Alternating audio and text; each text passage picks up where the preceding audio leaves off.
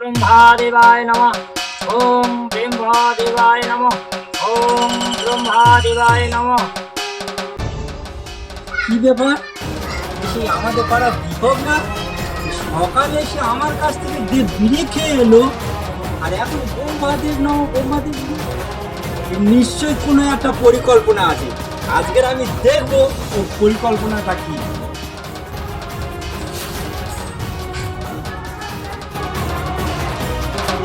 ওম ব্রহ্মাদেবায় নমঃ। ওম ব্রহ্মাদেবায় নমঃ। এই বৎস, আমি তোর ডাকে সন্তুষ্ট হয়েছি। কে কে কে আমার ধ্যান ভঙ্গ করলে? কে তুমি? আমি স্বয়ং ব্রহ্মা। ব্রহ্মাদেব? বল, তুই কি বর চাস বল। ব্রহ্মাদেব তুমি আসিয়াছ? তোমার চরণে শতকোটি প্রণাম। কিন্তু ব্রহ্মাদেব আমি তোমার দেখা পাচ্ছি না কেন? তুমি কোথায়? আমাকে দেখার চেষ্টা করিস না। কেন? তুই সকালে শ্যামলের বাড়ি থেকে একটা বিড়ি চেয়ে এসে খেয়েছিস। হ্যাঁ প্রভু, হ্যাঁ। তুই মুখ ধুসনি। হ্যাঁ প্রভু। তুই আমার দিকে তাকালি তুই ভস্ম হয়ে যাবি। তবে বলি শোন, হ্যাঁ প্রভু তুই বলো। কিসের জন্য তপস্যায় বসেছিস সেটাই বল। প্রভু আমি একটা মেয়েকে বিয়ে করব। বাবা মেয়ে দেখে দেখে পায় না, চামড়া মরে গেল। 10 বছর মেয়ে দেখতেছি, মেয়ে পায় না। ওই জন্য আমি ধ্যানে বসেছি। প্রভু আমার একটা মেয়ে দাও। তা বেশ, মেয়ে তো হ্যাঁ প্রভু। এক্ষুনি একটা মেয়ে পাঠিয়ে দেবো।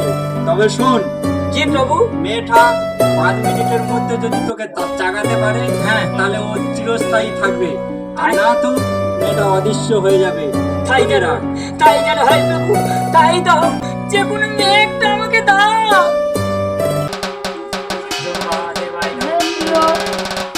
এই তো এই তো এই তো ব্রহ্মাদেব তুমি আছো। এই তো আমার একটা মেয়ে দিয়েছো। তাই তো প্রিয়তমা, প্রিয়তমা তুমি আমার চাকাও থেকে না তো অদৃশ্য হয়ে যাবে ব্রহ্মাদেবের ঘরে। ও আবার চাকাতে পারে না। ব্রহ্মাদেব বলে গেছি যদি মেয়েটা চাকাতে পারে তাহলে থাকবে সারা জীবন, আর না তো থাকবে না। চাকাও, তুমি চাকাও। পারছে না মানে তাহলে তাহলে আমার আমি আর জীবনে পাবো না। ব্রহ্মদেব তুমি কি মেয়ে দিলে? ব্রহ্মদেব তুমি কি মেয়ে দিলে? ব্রহ্মদেব তুমি মেয়ে পালাচ্ছে। ব্রহ্মদেব, ব্রহ্মদেব, ব্রহ্মদেব।